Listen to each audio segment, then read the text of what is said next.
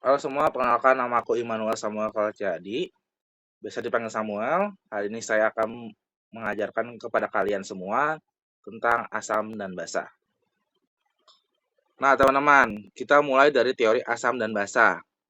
Teori asam dan basa dibagi menjadi 3 teori dari 3 tokoh. Yang pertama adalah teori Arrhenius. Arrhenius berkata, asam adalah zat yang menghasilkan ion H+ dalam larutan air.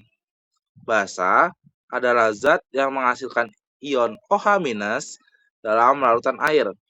Contohnya seperti di bawah. H2SO4 dia akan menghasilkan 2H+ dan SO4 2-. Dan basanya adalah CaOH2, dia menghasilkan Ca2+ tambah 2OH-. Oke, selanjutnya adalah teori asam basa menurut Brewster-Lowry. Nah, teori Brewster-Lowry ini dia berkata bahwa asam adalah zat yang melepaskan proton H+. Sedangkan basa adalah zat yang dapat menerima proton H+. Seperti contoh di bawah, asam dan basa akan saling terkonjugasi. Seperti NH3 dengan NH4-.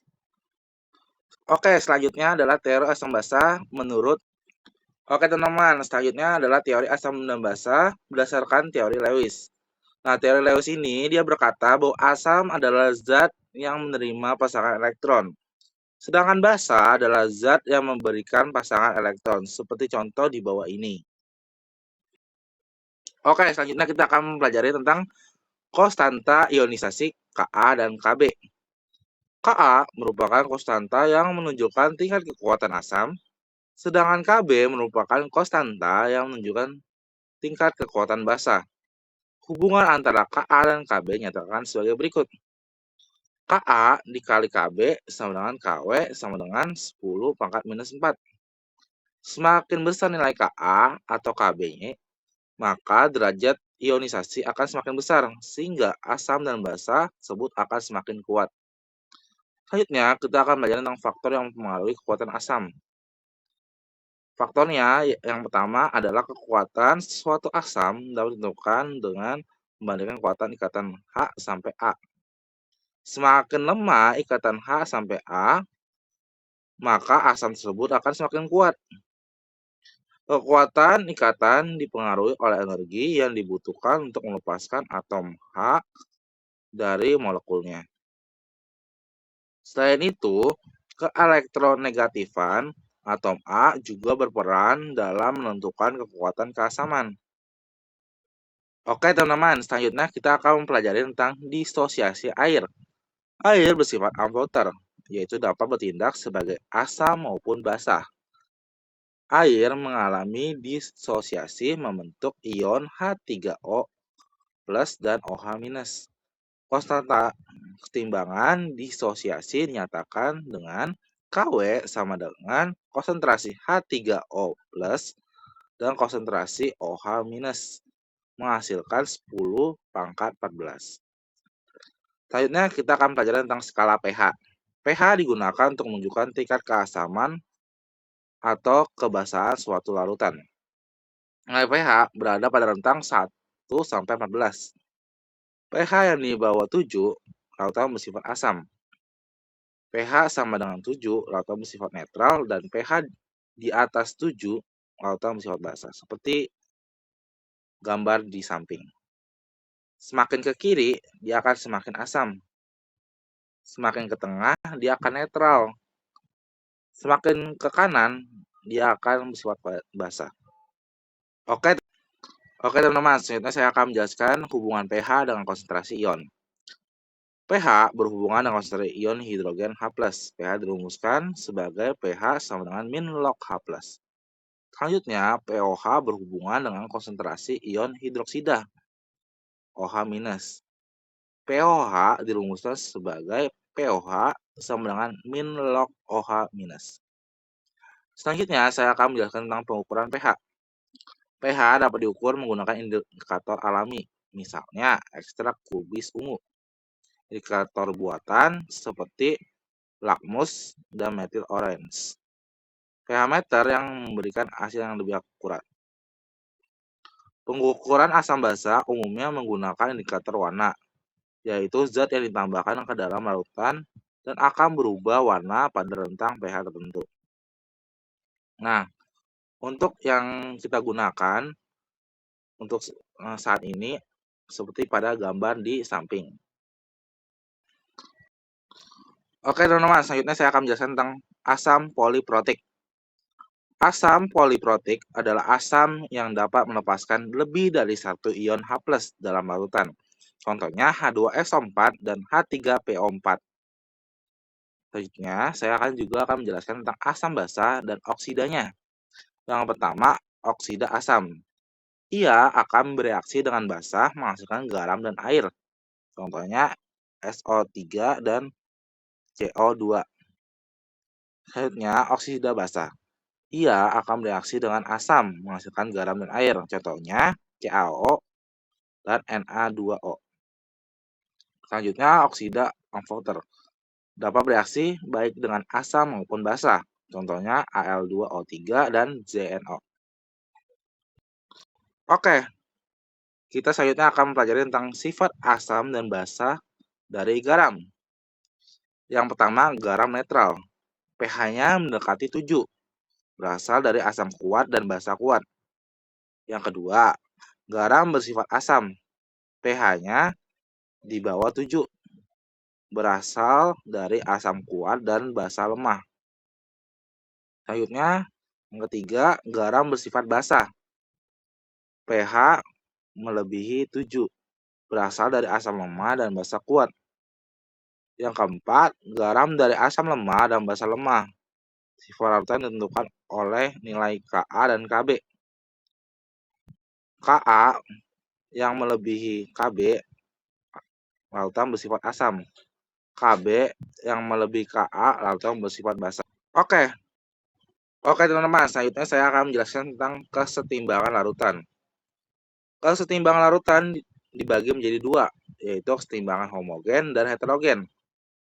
Nah, kalau homogen, dia terjadi ketika semua zat berada dalam fase yang sama, umumnya dalam bentuk larutan atau gas.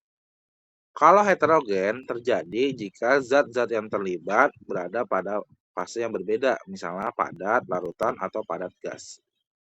Ini adalah contoh reaksi dari kesetimbangan homogen dan kesetimbangan heterogen seperti gambar. Oke teman-teman, selanjutnya kita akan mempelajari tentang larutan buffer dalam persamaan Anderson-Isobats. Larutan buffer adalah larutan yang mampu menjaga pH tetap stabil meskipun ditambahkan sedikit asam maupun sedikit basa. Jadi buffer adalah yang pertama adalah buffer asam. Terdiri dari asam lemah dan basa konjugatnya. Contohnya CH3COOH dan CH3COONA seperti gambar di samping. Nah, persamaan pH sama dengan pKa tambah log konsentrasi basa konjugat dibagi asam lemah. Yang kedua, buffer basa. Terdiri dari basa lemah dan asam konjugatnya. Contohnya NH3 dan atau NH4Cl. Persamaannya POOH sama dengan PKB tambah log konsentrasi asam konjugat dibagi basa lemah. Oke teman-teman, selanjutnya kita akan mempelajari tentang titrasi asam dan basa. Titrasi asam dan basa adalah metode untuk menentukan konsentrasi larutan dengan cara meneteskan larutan titran ke larutan yang dititrasi secara bertahap sampai mencapai titik ekuivalen melalui reaksi netralisasi. Titik ekuivalen adalah kondisi ketika jumlah mol asam sama dengan jumlah mol basa. Titik akhir titrasi terjadi perubahan warna karena penggunaan indikator. Nah, jenis titrasi dan pH ekuivalen. Yang pertama, asam kuat dan basa kuat, pH ekuivalennya akan sama dengan 7. Asam lemah dan basa kuat, pH ekuivalen melebihi 7. Asam kuat dan basa lemah, pH ekuivalen di bawah 7. Ini adalah contoh titrasi dari asam dan basa. Oke, ini merupakan contoh dari kurva literasi asam dan basa. Kalau kalian mau lihat contohnya, titik ekuivalen dan titik penyangga dapat lihat pada gambar. Oke, ini merupakan selanjutnya saya akan menjelaskan tentang kesetimbangan kelarutan KSP. KSP adalah konstanta kesetimbangan yang digunakan untuk mengukur kelarutan zat yang sukar larut dalam air. Semakin kecil nilai KSP, maka semakin sukar larut. Contoh reaksinya seperti AgCl akan menghasilkan Ag+ dan Cl-. Dan KSP sama dengan konsentrasi Ag+ dan konsentrasi Cl-. Itu faktor yang mempengaruhi kelarutan ada apa aja? Yang pertama, ion sejenis, kelarutan akan menurun. pH yang berpengaruh pada garam asam atau basa lemah. Terus pembentukan kompleks, kelarutan akan meningkat. Suhu akan mempengaruhi kelarutan. Kondisi larutan.